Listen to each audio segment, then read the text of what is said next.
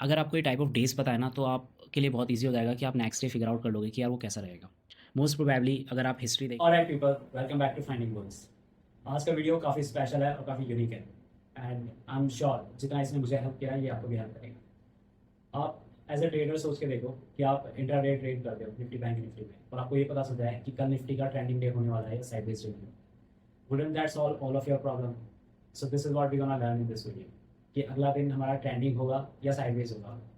हम कैसे इसको पिछले दिन के प्राइस एक्शन पे या पिछला दिन कैसे हुआ है उसके बेसिस पे, सिर्फ और सिर्फ उसके बेसिस पे हम पता कर सकते हैं कि नेक्स्ट डे कितना हमारा ट्रेंडिंग हो सकता है या साइडवेज हो सकता है। So without wasting any time let's just jump to the video.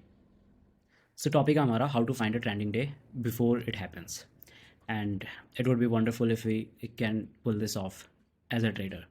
क्योंकि ट्रेडर के लिए सबसे बड़ी चीज़ ही क्या है कि उसे अगले दिन की मूवमेंट पता चल जाए। अगर आप इंट्राडे ट्रेड करते हैं, निफ्टी बैंक निफ्टी में ऑप्शन ट्रेड करते हैं या इंट्राडे ट्रेड करते हैं, तो अगर आपको यही चीज़ पता चल गई कि अगले दिन प्राइस कैसे मूव होने वाली है, so isn't it the best thing in the world. So let's figure out on the basis of chart कि हम कैसे देख सकते हैं, हम क्लू ले सकते हैं कि अगला दिन ट्रेंडिंग कैसे होगा या नहीं होगा या साइडवेज होगा। तो उसके लिए एक जो सबसे बेस्ट तरीका है, हम दो तरीके देखेंगे इस वीडियो में, और पहला तरीका और दूसरा तरीका दोनों एक दूसरे पे इंटरडिपेंडेंट ही हैं। बट पहला मुझे इसलिए सही लगता है कि उसमें आपको कुछ कोई इंडिकेटर या कुछ नहीं देखना। You can simply do it on the price, जो पिछले दिन की प्राइस या स्प्रेड जो रही है उसके बेसिस पे देख सकते हो। So let's directly jump to it. अब आपने मार्केट में देखा होगा कि हर दिन सेम नहीं होता। किसी दिन ट्रेंडिंग डे होता है, किसी दिन साइडवेज होता है। ऐसे बहुत तरीके के अलग अलग दिन होते हैं। किसी दिन क्या होता है कि हाफ डे तक पूरा डल रहेगा या साइडवे रहेगा, फिर सडनली ट्रेंडिंग होना लग जाएगा। सो अगर मार्केट ऐसे रहती है तो ये अलग अलग टाइप ऑफ डेज़ हैं कि ये आप साइडवेज डे बोलते हो, उसको ट्रेंडिंग डे बोलते हो, तो अलग अलग टाइप ऑफ डेज़ हो गए ये। सो इन अगर आपको ये टाइप ऑफ डेज़ पता है ना, तो आपके लिए बहुत ईजी हो जाएगा कि आप नेक्स्ट डे फिगर आउट कर लोगे कि यार वो कैसा रहेगा। मोस्ट प्रोबेबली अगर आप हिस्ट्री देखोगे तो पहला तरीका हमारा यही है कि अगर एक साइडवेज डे होता है जो कि डल है काफ़ी, कि प्राइस ऊपर नीचे एक ही पॉइंट पे हो रही है, देन यू कैन एक्सपेक्ट कि उसके अगला दिन ट्रेंडिंग डे होगा। इसकी बहुत ज़्यादा चांसेस होते हैं। ठीक है। ऐसे ही अदर वे अराउंड भी होता है कि अगर एक ट्रेंडिंग डे हो चुका है बैक टू बैक, या फिर उसके बाद एक और ट्रेंडिंग डे भी हो गया, तो यू कैन एक्सपेक्ट कि ट्रेंडिंग डे के बाद एक साइडवेज डे या फिर एक डल डे आएगा। इसका रीज़न भी जान लेते हैं क्योंकि ये क्यों होता है। सी, अब वही वाली बात है जो हमने पहले वीडियो में देखी थी कि स्प्रिंट और मैराथन वाली बात होती है। सो अगर कोई चीज़ स्प्रिंट मार रही है तो वो कितनी देर तक स्प्रिंट मारेगी, वो ए टू बी पहुंच गई, बायर्स ने वहाँ पे प्रॉफिट बुक कर लिया। सो यही है हमारा पहला तरीका कि हम टाइप ऑफ डे देख के फिगर आउट करने की कोशिश करते हैं कि नेक्स्ट डे कैसा होगा। For example this is a sideways day, तो मैं ये एक्सपेक्ट करूँगा कि इसके बाद मुझे ट्रेंडिंग डे मिलना चाहिए। ठीक है। तो यहाँ पे मुझे स्टार्टिंग में साइडवेज ही मिला, लेकिन अल्टीमेटली इट वेंट ट्रेंडिंग। ठीक है। So this is what I expect कि अगर कोई साइडवेज डे है, जिसकी साइडवेज डे आप किसको बोल रहे हो कि वो एक ही जगह से ए पॉइंट से बी पॉइंट जा रहा है, ए पॉइंट से बी पॉइंट, और बस वहीं वहीं पे उसने ख़त्म कर दिया। उसने थ्रू आउट द डे कोई ब्रेकआउट नहीं दिया, कुछ नहीं किया। और मोस्ट प्रोबेबली ऐसे दिन ना ज़्यादातर ऐसा होता है कि मेजॉरिटी में आप देख सकते हो कि ऐसे दिन काफ़ी छोटा स्प्रेड होता है उनका। स्प्रेड का मतलब मेरा क्या है कि जो पूरा दिन है उसका हाई और उसके पूरे दिन का लो, तो ये छोटा होगा उसका। जैसे 100 पॉइंट 150 पॉइंट निफ्टी में, इससे भी कम हो सकता है। बट 100 पॉइंट आप देख रहे हो कि 100 पॉइंट कुछ भी नहीं है निफ्टी के लिए मूव होना। लेकिन अगर वो पूरे दिन भर में 100 ही पॉइंट मूव हुआ है तो it is a pretty dull day. वो काफ़ी साइडवेज दिन रहा है, उस दिन कुछ खास मोमेंटम आया ही नहीं है, सेलर्स बायर को इंटरेस्टेड ही नहीं है ट्रेड करने में। तो वो हो गया साइडवेज डे। और ट्रेंडिंग डे मतलब कि जो ए पॉइंट से स्टार्ट हुआ और कहीं दूर जाके 400 500 पॉइंट 300 से ऊपर पॉइंट ऐसे उसने स्कोर किया अच्छा खासा पूरे दिन भर में। ये हो गया हमारा ट्रेंडिंग डे। अब ये हम क्यों एक्सपेक्ट कर रहे हैं कि यार एक साइडवेज डे के बाद एक ट्रेंडिंग डे आएगा। What is the logic here? Logic simple सा है कि मार्केट का एक नेचुरल मूव है ऊपर जाना, इज़न्ट इट? अगर इसमें कोई सेलर ना हो, अगर कोई नेगेटिव इमोशन लेके ना बैठा हो कि यार मैं तो मानता ही नहीं कि प्राइस नीचे गिरेगा, तो क्या होगा? प्राइस ऊपर जाएगा। बेसिकली स्टॉक मार्केट बनाई किस लिए है? चीज़ें जहाँ से स्टार्ट हुई हैं they are supposed to go up.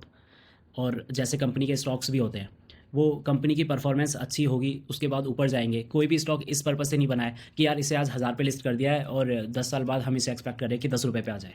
ऐसी किसी की एक्सपेक्टेशन नहीं होती। तो मार्केट का नॉर्मल बिहेवियर है, नॉर्मल पैटर्न है कि उसे ऊपर जाना है, राइट? सो वो ऊपर जाने की हमेशा कोशिश करेगा। अब जिस दिन वो डल रहा है, जिस दिन वो साइडवेज रहा है, तो उस दिन क्या हो गया? पीपल आर फिल्ड विद कि ये क्या हो गया यार कि आज मार्केट ने कोई मूव ही नहीं दिया। तो पीपल के इमोशन है ना, इमोशंस ही हमें प्राइस में दिखते हैं हमेशा। सो बेसिकली आप इसको ऐसे समझो कि तूफ़ान से आने से पहले जो शांति होती है वो ये है कि जब मार्केट साइडवेज़ है, साइडवेज़ मतलब कंसोलिडेशन फेज़ में है, तो बायर्स भी इक्वल है, सेलर्स भी इक्वल है, ठीक है। प्राइस थोड़ी सी ऊपर जाती है, सेल कर देते हैं, वापस नीचे आती है, बाय कर लेते हैं। सो ये जो हो रहा है दोनों इक्वल चल रहे हैं। इसका logic most of the time ये होता है कि मान लो कोई न्यूज़ आने वाली है या किसी चीज़ के रिजल्ट आने वाले हैं, बहुत इंपॉर्टेंट है वो, तो उससे पहले दोनों अपने गार्ड्स अप कर लेते हैं, sellers and buyers. They think कि यार एक बार ये न्यूज़ आ जाने देते हैं, उसके बाद एंटर करेंगे, और उससे पहले कुछ मूवमेंट नहीं करते हम। सो जब इनडिसीजन चल रहा है अभी मार्केट में कि ना ही बायर्स श्योर हैं कि यार यहाँ से प्राइस ऊपर ही जानी चाहिए, they are not that aggressive, मतलब प्राइस ऑलरेडी एक ऐसे पॉइंट पे है जहाँ पे बायर्स भी ये फील कर रहे हैं कि यहाँ से प्राइस ऊपर नहीं जाएगी तो भी कोई फ़र्क नहीं पड़ रहा है, it's on a fair value. और सेलर्स भी ये एक्सपेक्ट कर रहे हैं कि यहाँ से प्राइस नीचे भी नहीं जाएगी तो भी कोई खास फ़र्क नहीं पड़ रहा है, it's on a fair value. तो जब दोनों ही इनडिसीजन में हैं तब कंसोलिडेशन आता है। अब कंसोलिडेशन हमेशा तो चलेगा नहीं, लाइक आई सेड कि प्राइस ऊपर जाने के लिए बनी है, तो लेट्स सपोज़ कि उस कंसोलिडेशन को ब्रेक करना है, तो वो ज़रूरी नहीं है कि हमेशा ऊपर जाने के लिए ही ब्रेक हो। बाई चांस अगर कोई न्यूज़ आ गई नेगेटिव आ गई वहाँ से, तो जब वो कंसोलिडेशन वाला फेज़ था, जब उसका स्प्रेड ये अप और बॉटम वाला स्प्रेड था, जब ये टूटेगा तब प्राइस क्या एक्सपेक्ट करेगी कि प्राइस नीचे जाएगी, अगर वो न्यूज़ नेगेटिव है तो। लेकिन अगर यूजुअली प्राइस को ऊपर मूव होना है तो अल्टीमेटली दोनों के इंडिसीजन ख़त्म होंगे और फिर एक साइड एक प्लेयर मूव करेगा, तो बायर्स मूव्ड हियर और ये ऊपर साइड गया। So this is the logic behind it. But simply अगर आप लॉजिक के बिना समझना चाहते हैं तो यूजुअली एक ट्रेंडिंग डे फॉलो करता है किसको, एक साइडवेज डे को, कंसोलिडेशन वाले दिन को। तो जिस दिन कंसोलिडेशन है उसके अगले दिन आप ये एक्सपेक्ट कर सकते हैं कि आज ट्रेंडिंग डे होगा most probably. This is the bottom line here. और ऐसे ही अगर किसी दिन ट्रेंडिंग डे है तो आप ये एक्सपेक्ट कर सकते हो कि अगले दिन उसके कंसोलिडेशन होगा या साइडवेज डे होगा। फॉर एग्जांपल हियर ये ट्रेंडिंग डे था, ठीक है। यहाँ पे प्राइस ऊपर कितना थी, 850 से 500, ऑलमोस्ट 300 पॉइंट्स नीचे गिरा निफ्टी, ठीक है। ये ट्रेंडिंग डे था।